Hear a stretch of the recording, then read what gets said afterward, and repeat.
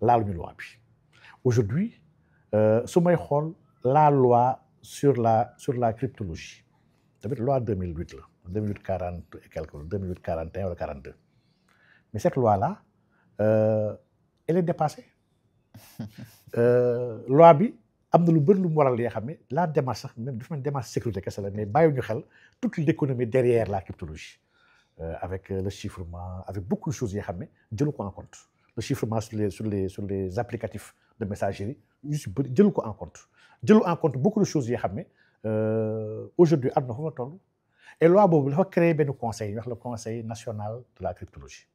conseil boobu elle est logée à la présidence conseil boobu ñi ko jiite ay paala yu nekk chiffres yi nga xam ne paa yooyu Cheikh Bamba la teg nañ bu yàgg. est-ce que aujourd'hui à la direction du chiffre au niveau de la présidence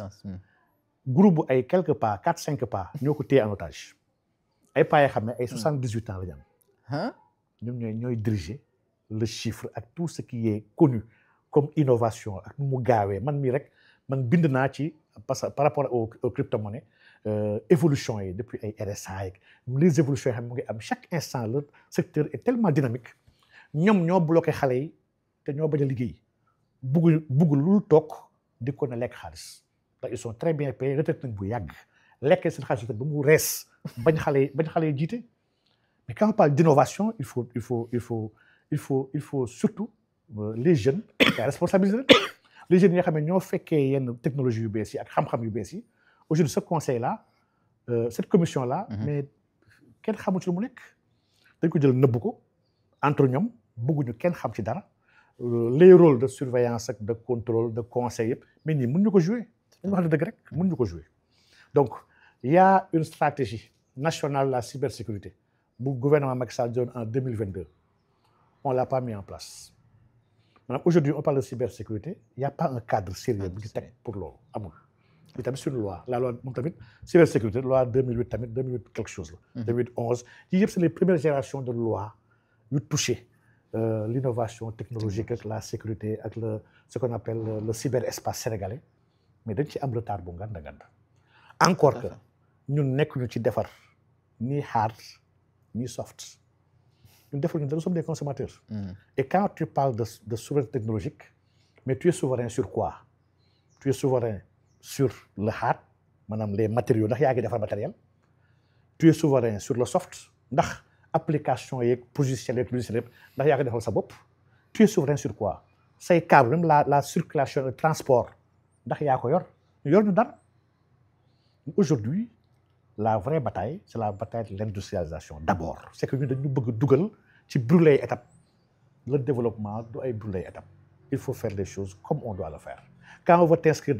dans un combat qui n'est pas ton combat, tu as dem sur place. Doo avancer fii te doo avancer fële. Donc sur li ñu war a def sur la cybersécurité, sur la cryptologie, sur les données,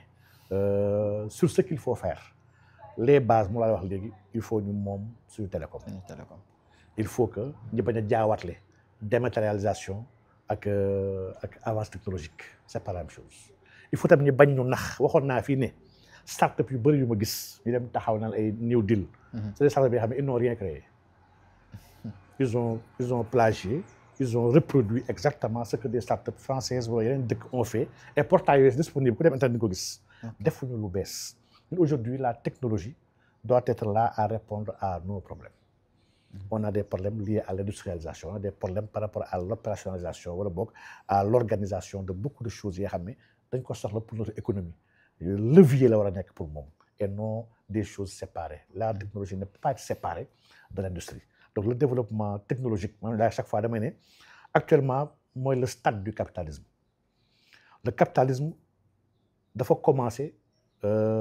tubaab bi ils ont fait la révolution industrielle ba ñu dindee la féodalité teg l'industrie. Ils ont fait du surplace pendant des siècles yoo xam ne bougé wuñu ba ñu defee la révolution industrielle le capitalisme dafa continuer avancer nekk un capitalisme de production ñii dem mu dugg nekk un capitalisme financier et il fait très mal à nos États chaque fois mu wax ne gars yi capitalisme financier bi su gars yi xamoon bu baax a baax ay développement am nañu fexe góorgóorlu out notre modèle et ce modèle là on l'a déjà un modèle éthique responsable social modèle bi islam jàngale na ko. Donc vraiment même l'économie sociale il y a beaucoup de choses yoo xam ne l'économie verte l'économie circulaire chaque fois mooy l'économie circulaire sax mënutul nekk une économie seulement circulaire ku mel ni ñoom Olivier Hamon fait un grand travail sur la robustesse ak la performance lu tax ñu war a bàyyi la performance pour aller vers la robustesse aujourd'hui mënutuñu wax waxu économie circulaire il nous faut aller vers la bioéconomie circulaire ndax on peut pas faire fi de l'environnement et surtout de la biomasse ndax cette biomasse là c'est presque 82% maanaam garab yi gàncax gi c'est 82% de la biomasse donc aujourd'hui il nous faut avoir il nous faut décombustionner l'économie au lieu de décarboner l'économie. Il nous faut aller vers des outils biodégradables et biosourcés. Il nous faut être vraiment te lii modèle bi on l'a déjà réfléchi islam daf ci am taxawaay mu ci am amoo chaque fois donné l'exemple même de l'utilité de la cellulose. Tout à fait. La cellulose maanaam ci biir garab bi. ban njëriñ la am te moo gën a dëgër sax mënuñ ko liggéey ba mu gën a dëgër acier ci boobu. Donc la lignine aujourd'hui des startups travaillent sur cette lignine là vraiment Cheikh Bamba. des opportunités yu bëri la ñu am yi nga xam ne laaluñu ko waxuñ ci ñu nekk si ay détails yu ndaw di ci jéem a wax di perdre encore du temps et on a assez perdu du temps donc il nous faut vraiment aller vers l'essentiel jàpp naa ni tout cela li yëpp chaîne la il nous faut travailler sur notre technologie sur notre industrie le capital financier nag bu mu jugee si àdduna aujourd'hui nous sommes devant le capital technologique. Capitalisme technologique bii nag aujourd'hui moo créé ay géants créé ay nit ñun fii au niveau local là ñun on ne taxe pas ces géants là. géants yi fii dox y a un marché extraordinaire yoo xam ne amuñu sax les moyens de les taxer muy Facebook muy Google ils font des publicités. ñu ngi encaisser publicité sénégalais yaa ngi fay. donc ñu ngi am ay services yoo xam ne mais li c'est des milliards chaque année sur le territoire sénégalais. donc Facebook Amazon Google ñu wax les gamam quoi li nga appelé les gamam. parce que Facebook léegi est devenu Meta. mais léegi quelle est l'économie derrière cette économie numérique là ban xaat lañ ci am ñun pour mën a am notre part comme ce que fait l'Europe actuellement ñoom TikTok ak ñëpp mais économie bu am solo la et surtout contrôle la ak gouvernance administration ndax ñu ngi koy jéem a xool di ko contrôler ndax ñu ngi lijjanti ay incidences am par rapport suñu éducation ñun suñu ay doom. ndax suñu ay xale ñoo koy xool ndax yi fay joxe comme valeur ndax valeurs yooyu elles correspondent aux aspirations de la société sénégalaise dans le long terme. ndax ni muy fonctionner ndax gërëmloo nañu ndax amuñu ay moyens yu ko mën a ñagee ndax waruñu am ay champion ñun yu ñuy waajal pour ñu remplacer leen ndax am un réseau social mais Sénégal mu ñàkk mënuñu ko am xam naa ñi nga xam ne ils ont créé genre benn Facebook yi nga xam ne ñoom Alfousseyni il est là au Sénégal. donc il y a des gens yoo xam ne il y a de ces choses extraordinaires qui sont faites mais ndax ñi ñu war a woo ñu leen di woo ndax ñiy découvrir dëgg ñi nga xam ne les inventeurs qui sont là la ñu leen di woo. am ki nga xam ne découvrir na comment créer un vote mixte ñoom doyen Bakar mais Bakar Ndiaye. ak y a des jeunes là ñu leen di woowee sax waa may fàttali seen tur sax. waa Kamal tout à fait Kamal. mais ñun il s'agit pas de réinventer la roue Cheikh Bamba y a l'expertise est là. il y a des compétences bi passe ba ñuy wax si waxu New Deal boobu. maa ngi lay waxu dame boobu nekk fële Princeton. la dame là effectivement. kenn woowu ko et kooku elle enseigne l'intelligence artificielle boobu c'est que man mënuma gëm ne am nañu expert bu ko gën a mag. bu nekk fële ci États-Unis nekk Princeton Université. donc chaque fois qu'on fait de bonnes choses en Afrique le plus souvent gars yi ciy boole yu ci bokkul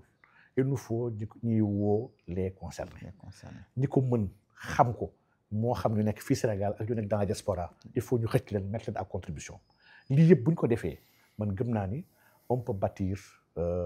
une très grande nation ndax Sénégal na wax dëgg yàlla gëm naa ni dafa am rôle bu ngand bu rejoué ci àdduna bi ay premier rôle pas ay rôle suiviste ay rôle yóbbaale ma mais rôle ki war a dogal ak ki war a pousse man gëm naa ni incha allah si on travaille bu baax a baax chaîne la rek si on travaille si ñi nga xam ne actuellement ñu ngi foofu déjà ñu ngi koy def ak ñu nekk fii di ci góorgóorlu avec leurs propres moyens ñu xool comment les accompagner et les mettre en synergie agréger seen ay recherche mais président li mu wax mooy dëgg la recherche elle est fondamentale dëkk mënul wax waxu avancé te nekkul ci R&D recherche développement dëkk yëpp sooy xool seen avancé Chine États-Unis dëkk yëpp dañuy xool seen sooy mesurer dëkk avancé da ngay xool il fait quoi dans les R&D ñaata la dugal budget ci R&D ñaata brevet lay découvrir chaque année ci ngay xamee dëkk bi mooy kan mooy poids donc ñun bu fekkee defuñ ci ay milliards defuñ ci alal